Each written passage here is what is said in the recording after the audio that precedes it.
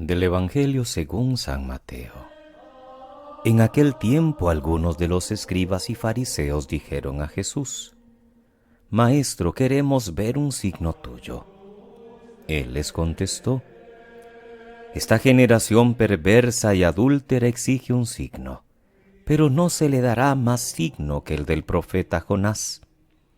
3 días y 3 noches estuvo Jonás en el vientre del cetáceo, pues 3 días y 3 noches estará el Hijo del Hombre en el seno de la tierra. Cuando juzguen a esta generación, los hombres de Nínive se alzarán y harán que la condenen, porque ellos se convirtieron con la predicación de Jonás, y aquí hay uno que es más que Jonás. Cuando juzguen a esta generación, la reina del sur se levantará y hará que la condenen, porque ella vino desde los confines de la tierra para escuchar la sabiduría de Salomón, y aquí hay uno que es más que Salomón. Palabra del Señor. Gloria a ti, Señor Jesús. Es lunes, queridos hermanos. Estamos ya en la semana 16 del tiempo ordinario. Seguimos la lectura del Éxodo. No olvidemos que el sábado leíamos cómo el pueblo de Israel salía de Egipto. Pero hoy vemos cómo cambia el faraón de pensamiento y cómo se arrepiente de haber dejado escapar al pueblo de Israel, un pueblo numeroso y que era mano de obra barata, por lo que emprende su persecución. Por otra parte, qué poca memoria la del pueblo israelita. Apenas son liberados de la esclavitud y ya se han olvidado de Yahvé. Empiezan a murmurar contra Moisés simplemente al ver que los persiguen los egipcios. No le ven salida a la situación, están acorralados entre el mar y los perseguidores. Y Moisés les tiene que animar. No tengáis miedo, veréis la victoria que el Señor os va a conceder. Y con decisión les invita a seguir adelante. El relato del paso del Mar Rojo lo tendremos mañana, que tiene mucho relieve en el libro del Éxodo. Posiblemente un acontecimiento clave y el mejor símbolo de la liberación, aunque el camino hacia la tierra prometida va a estar lleno de dificultades. La travesía del Mar Rojo es el hecho constituyente del pueblo de Israel. No es historia científica, es un relato religioso, en el que continuamente aparece este hilo conductor. Dios es fiel a su promesa, salva a su pueblo y lo guía.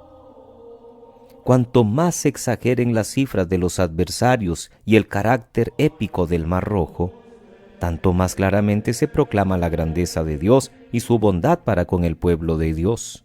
Alguno podría entonces quejarse, pero entonces son mentiras. Cuidado, no estamos diciendo que sean mentiras. Estamos diciendo que es una forma metafórica, es una hipérbole. Es muy común, es un género literario, utilizado desde siempre por cualquier autor y también los autores sagrados. Aunque ciertamente Dios no necesite que se exagere su obra, el pueblo de Israel gozaba de ver cómo Dios les liberaba y por eso los autores sagrados no tenían ningún reparo en elevar las cifras de los que Dios había acabado con su mano o de aquellos que habían salido de Egipto, cuando algunos estudiosos dicen que aquel pueblo era apenas un puñado de gente. Nosotros cantamos el Salmo en la vigilia pascual, después de haber proclamado el relato del Éxodo de mañana.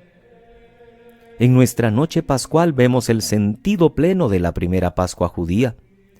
No solo admiramos la cercanía que tuvo Dios para con su pueblo, sino sobre todo el poder que tuvo y mostró, ya no tanto para que un pueblo atravesara el Mar Rojo, sino para resucitar a su Hijo de entre los muertos, para hacerle pasar, es decir, la Pascua, a través de la muerte hacia la nueva existencia, a la que también nos conduce a nosotros por medio de las aguas del bautismo. En el Evangelio de Mateo encontramos un relato singular. A Jesús no le gustaba que le pidieran milagros. Los hacía con frecuencia por compasión con los que sufrían y para mostrar que era el enviado de Dios y el vencedor de todo mal. Pero no quería que la fe de las personas se basara únicamente en las cosas maravillosas, sino más bien en su palabra.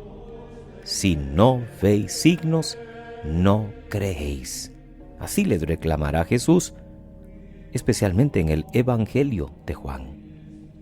Y además los letrados y fariseos que le piden un milagro ya habían visto muchos y no estaban dispuestos a creer en él, porque cuando uno no quiere oír el mensaje, no acepta al mensajero. Le interpretaban todo mal, incluso los milagros. Lo acusaron hasta de hacerlos con el poder del maligno. No hay peor ciego que el que no quiere ver.